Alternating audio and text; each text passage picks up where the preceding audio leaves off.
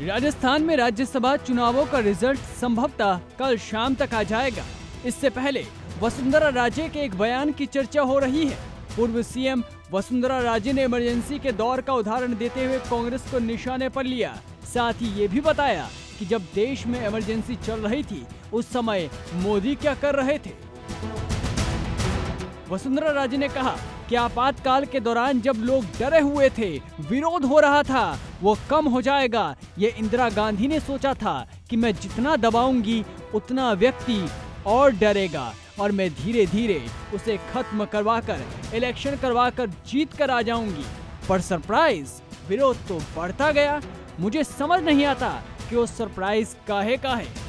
जब भी कोई किसी को दबाने की कोशिश करता है और इस तरह से दबाने की कोशिश करता है तो आगे चलकर विरोध तो बढ़ना ही है, ये स्वाभाविक है। तो विरोध बढ़ा और इंदिरा गांधी को 18 जनवरी 1977 को चुनाव करवाने की घोषणा करनी पड़ी। आपको बता दें कि वसुंधरा राजे बीजेपी की बाड़ेबंदी में चल रही अभ्यास वर्ग में आपातकाल व लोकतंत्र बहाली में हमारी भूमिका के विषय पर बोल रही थी।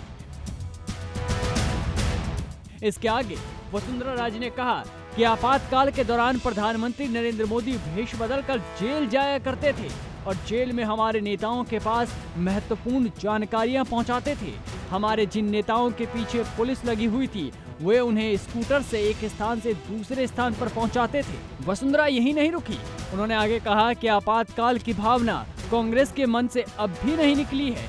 आज भी उसका आचरण आपातकाल जैसा ही है। ब्यूरो रिपोर्ट, जी मीडिया।